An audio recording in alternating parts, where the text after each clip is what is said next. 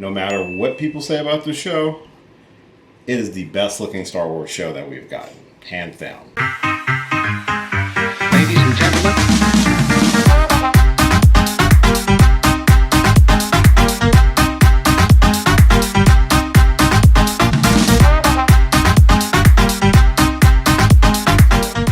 Hey, what's going on, everybody? It's your boy Will, and this is going to be my spoiler review for episodes 10 through 12 of Andor. This is a spoiler review. I'm loosely saying it's a spoiler review just based off of what I can remember, but it is a spoiler review, so I will be talking about some of the spoilers from these three episodes, including episode 12, which is the finale, which I just watched today, and I will just give you my thoughts on those, and just my overall thoughts of the first season and what I might expect from season 2. We'll just kind of go with that. So, if this happens to be your first time checking out my channel, hi, welcome. I hope you enjoy this video. My name's Will, and I do geeky stuff on the internet. I do reviews, reactions, discussions, some gaming, some drinking, a whole bunch of stuff. Try to have a lot of fun with it, and I hope that you enjoy that as well. Sorry I'm sweating, because it's just hot in here right now. But if that happens to be your bag, and you like to hear that sort of stuff, that sort of content from a geeky bear like myself, subscribe to the channel. Trying to get to 500 subscribers this year. Who knows if we'll hit that or not, but that's the goal right now. And of course that goal will change as the years go on and I keep getting the energy to do this sort of thing.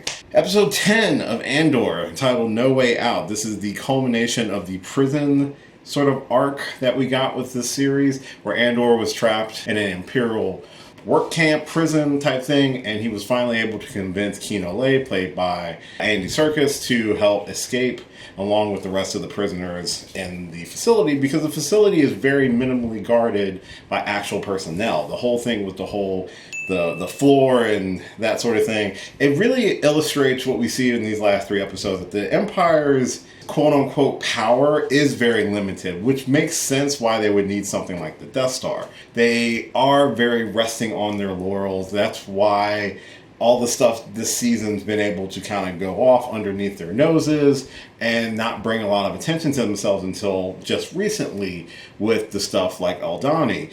But even with this prison break, they're able to concoct a plan to get everyone out and to take over the facility long enough for people to escape. Now, granted, they're in the middle of the ocean, so they're going to have to swim to safety. And it's a really, really daring escape, and it's really cool to see these desperate people just kind of rise up all together. And we've gotten those moments throughout earlier episodes, and especially what we get with the finale, when people just get tired of the Empire's shit. But they are able to escape. Now, we don't know the fates of a lot of the other people from the prison, but we do know Andor and one of his cohorts in the prison, his name is Melshi. They're able to escape and actually get off the planet in episode 11. Melshi, actually, I didn't know this and I didn't recognize him, but he is also one of the people, a part of the rebel group in Rogue One. So we do know he also makes it to Rogue One, and I believe he might have been on the planet when it got hit by the Death Star. So don't know his fate either, but we'll see.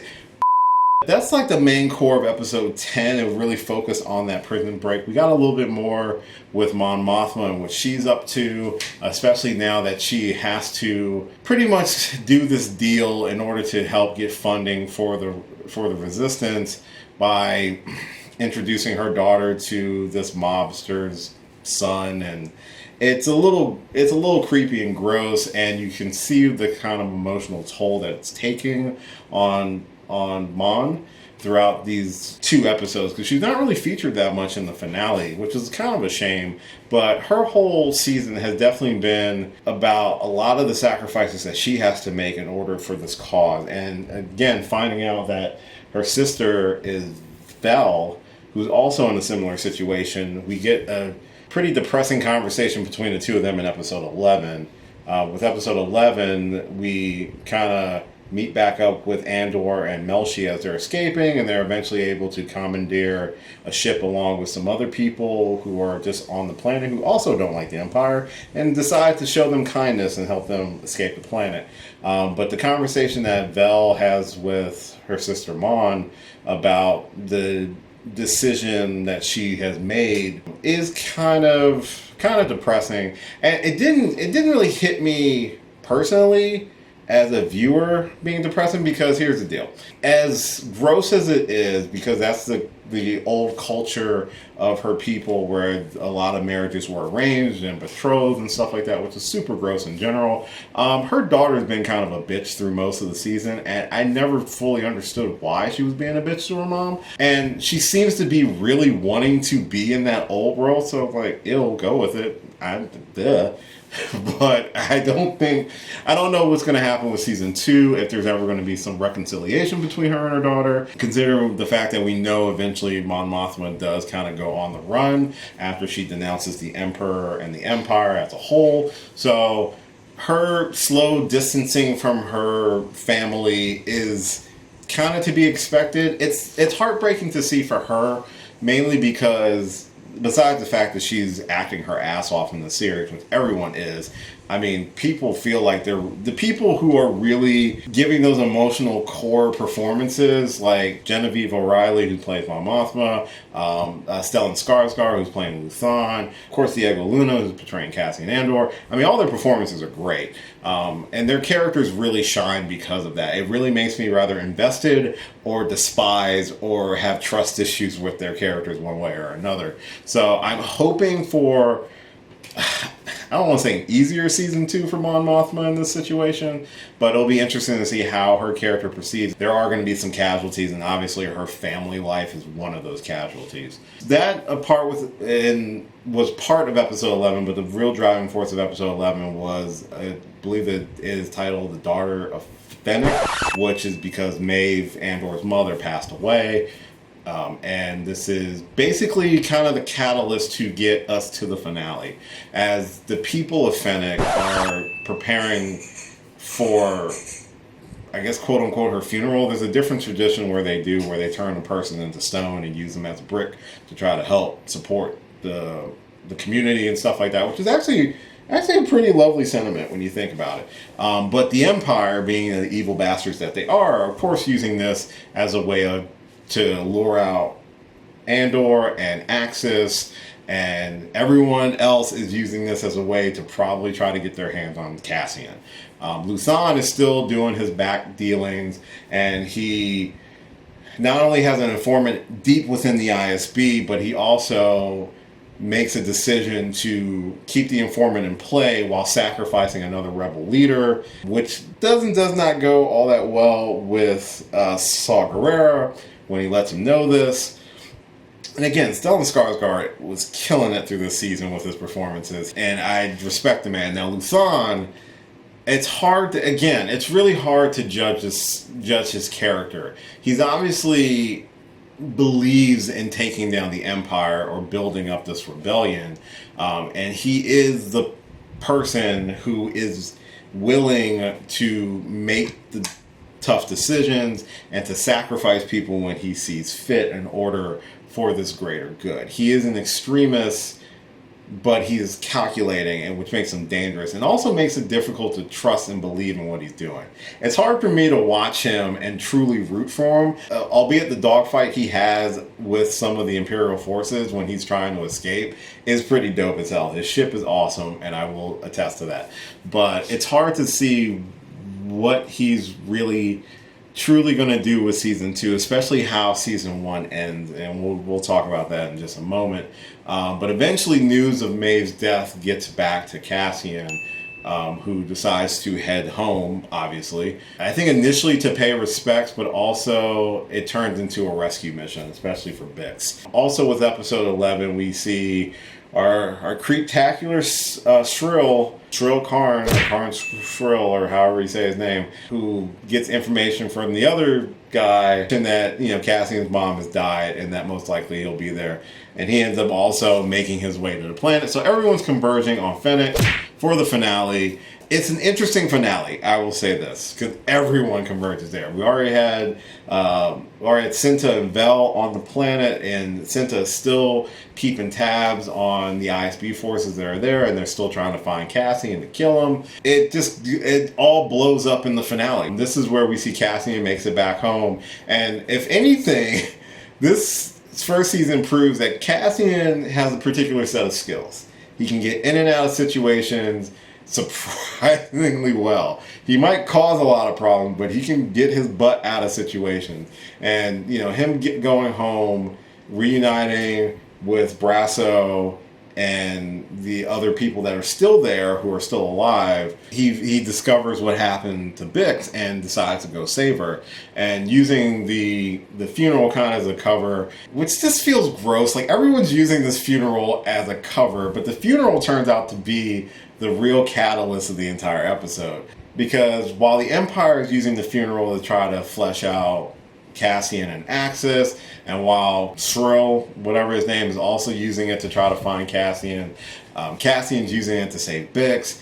Luthen shows up, partners back up with Val and Cinta in order to try to get Cassian and kill him before he can talk.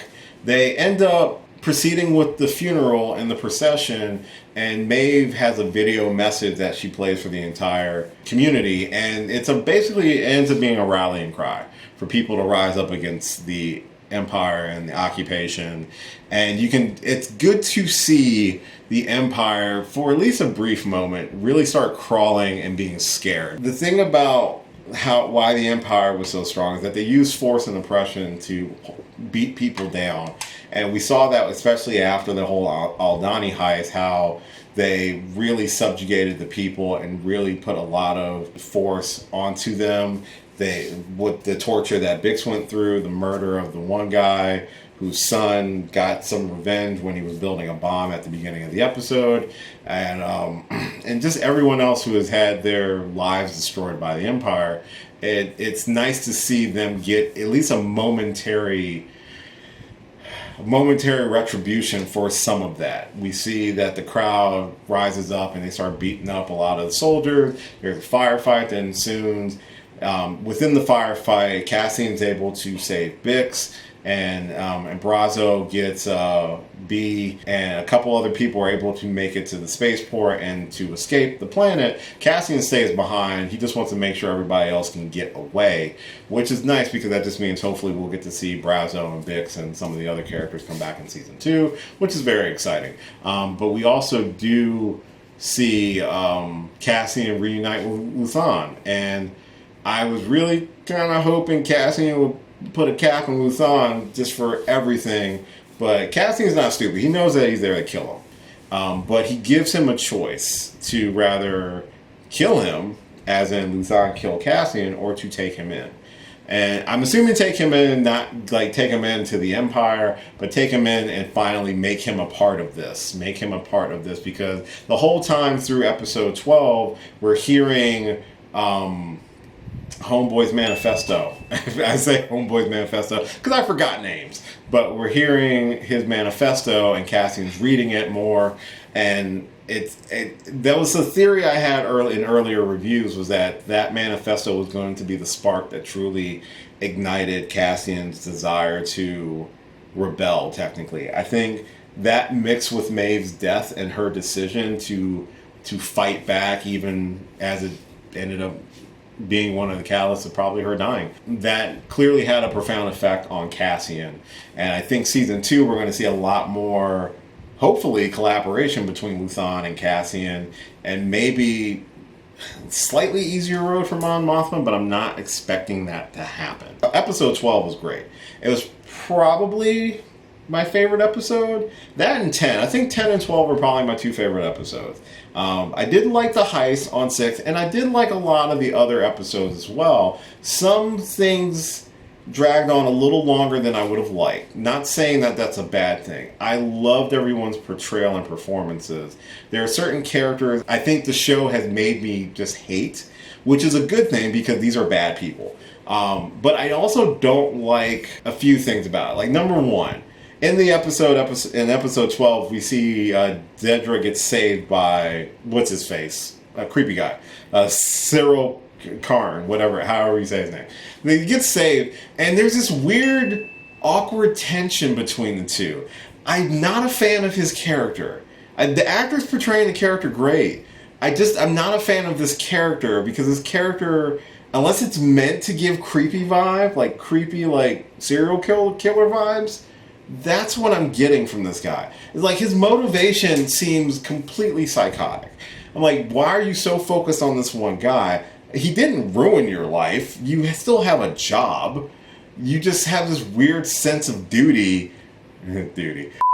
I'm a child.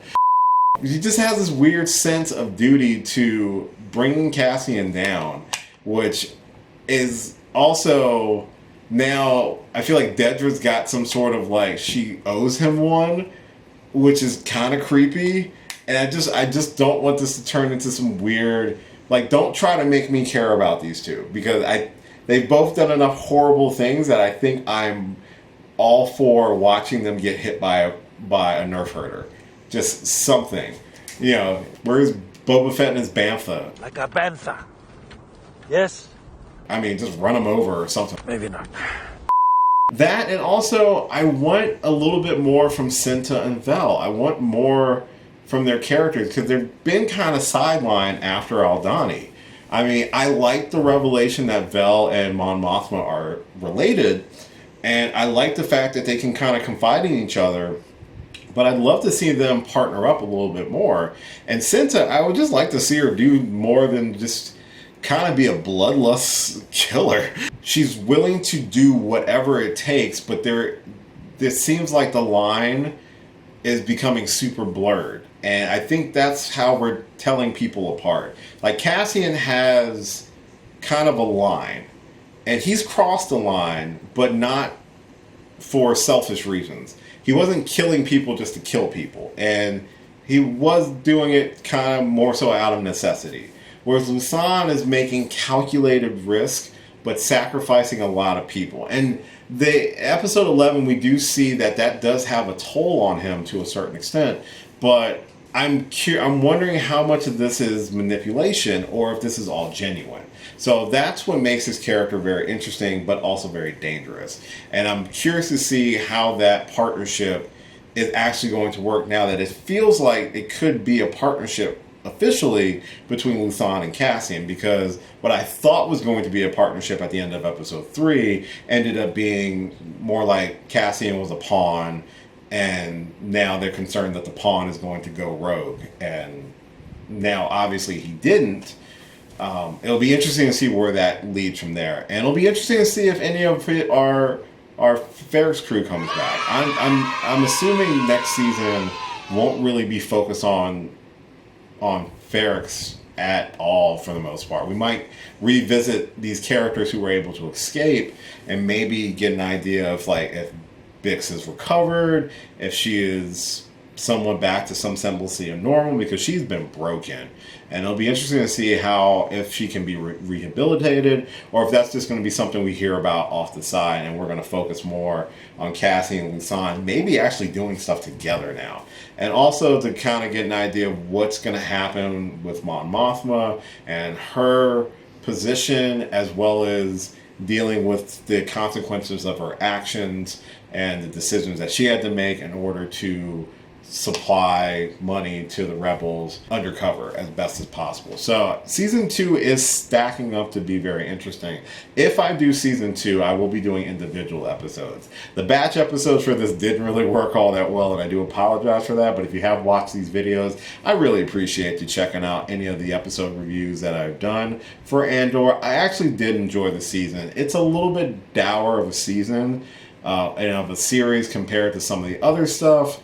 But it's also because of the time frame that it's in. It's very akin to like Obi-Wan Kenobi in terms of tone. We got introduced to a lot of new characters and a lot of people.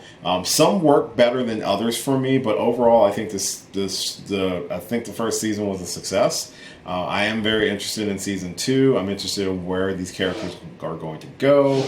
And I'm interested to see what happens with some of the side characters. Not all of them, because some of them, for me, kind of dragged it down just a little bit. But I'm hoping we get a little bit more victories for our good guys and not as much of a beatdown from the bad guys in season 2. But that's the dark times that we live in. So we'll just have to wait and see until season 2. I heard it is beginning to film now, so shouldn't have more than like a year or so to wait. So that is my review of episodes 10 through 12, as well as a kind of a overall thoughts on season 1 of Star Wars Andor. Let me know your thoughts in the comments down below. As always, thank you so much for checking out this and all of my videos. I really do appreciate it. Again, if this was your first time and you stuck through all this, appreciate you, and would you consider subscribing to the channel? It really helped me out, and hopefully I provided some form of break and entertainment for you today. You can follow me on a lot of different social media platforms listed at the end of this video. I do have a ton of videos on the channel right now that you're more than welcome to check out. Like, share, subscribe, all that fun stuff. And as always, until next time, I will catch you later. Hey, thanks for watching this video. If you did like this video, why not give me a thumbs up and share it with your friends? You can subscribe to the channel by clicking on my gorgeous little face right over there. You can follow me on all the various social media platforms right below. And last but certainly not least, if you've got a few extra minutes, why not check out one of the lovely videos floating right over here. Later.